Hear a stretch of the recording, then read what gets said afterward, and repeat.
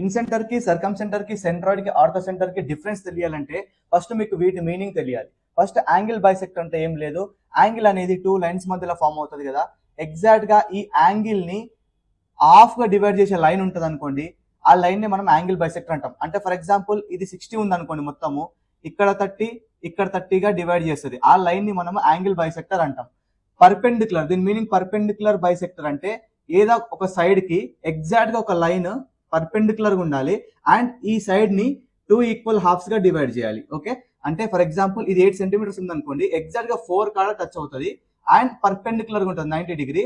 So ఈ line ని మనం పర్పెండిక్యులర్ బైసెక్టర్ అంటాం. ఓకే, కమింగ్ టు మీడియన్, ఒక లైన్ ఉంటది, ఆ లైన్ ఎగ్జాక్ట్ గా మిడ్ పాయింట్ లో డివైడ్ చేసేదాన్ని మనము మీడియన్ అంటాం. ఇది ఖచ్చితంగా పర్పెండిక్యులర్ ఉండాలని రూల్ లేదు, ఎలానే ఉండొచ్చు, ఈ లైన్ ని మనము మీడియన్ అంటాం. ఓకే, ఎగ్జాక్ట్ గా మిడ్ పాయింట్ కూడా టచ్ అయ్యే లైన్. ఓకే, నెక్స్ట్ ఆల్టిట్యూడ్ ఏంటంటే, ఆల్టిట్యూడ్ ఇస్ నథింగ్ బట్ ఒక లైన్ ఉంటుంది, ఆ లైన్ కి ఎగ్జాక్ట్ గా పర్పెండిక్యులర్ ఉంటుంది బట్ ఈక్వల్ హాఫ్స్ గా డివైడ్ చేయొచ్చు చేయకపోవచ్చు. ఓకే, సో దీన్ని ఆల్టిట్యూడ్ అంటాం. దీనికి కన్ఫ్యూజ్ అవ్వకండి, ఇది ఎగ్జాక్ట్ గా హాఫ్ డివైడ్ చేస్తుంది.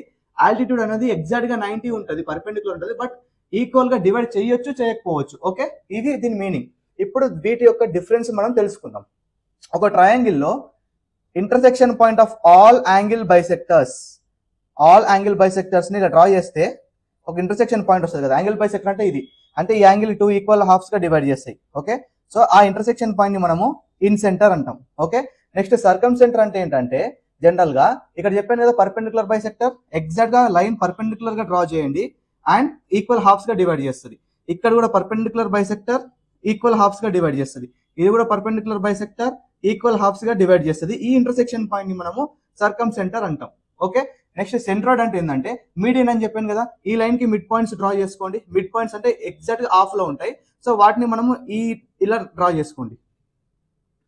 సో ఈ ఇంటర్సెక్షన్ పాయింట్ ని మనం సెంట్రాయిడ్ అంటాం. ఆర్థో సెంటర్ ఏంటంటే ఎగ్జాక్ట్ గా పర్పెండిక్యులర్ డ్రా చేయండి, ఎగ్జాక్ట్ గా పర్పెండిక్యులర్ లైన్ 90 డిగ్రీ ఉండాలి, ఎగ్జాక్ట్ గా perpendicular line. Okay okay, exact గా పర్పెండిక్యులర్ లైన్. మళ్ళీ చెప్తున్నాను, ఈ ఇంటర్సెక్షన్ పాయింట్ మనం ఆర్థో సెంటర్ అంటాము, కానీ ఈ సైడ్స్ ని ఇది ఈక్వల్ హాఫ్స్ లో చేయొచ్చు చేయకపోవచ్చు. ఓకే, ఇది దీని మధ్యలో ఉండే డిఫరెన్స్. ఇప్పుడు ఈ ప్రీవియస్ ఇయర్ క్వశ్చన్ సాల్వ్ చేద్దాము. If all the perpendicular bisector of sides of a triangle intersect at a point, that point is called అంటున్నాడు. ఆన్సర్ కామెంట్ చేయండి. ఈ కాన్సెప్ట్ మీకు నచ్చినట్లయితే ఒక లైక్ కొట్టండి. నన్ను యూట్యూబ్ లో, ఫేస్బుక్ లో, ఇన్స్టాగ్రామ్ లో ఫాలో అయి పెట్టుకోండి, బయోలో లింక్స్ ఉన్నాయి. రేపు వీటిపైన పార్ట్ 2 అప్లోడ్ చేస్తాను రీల్.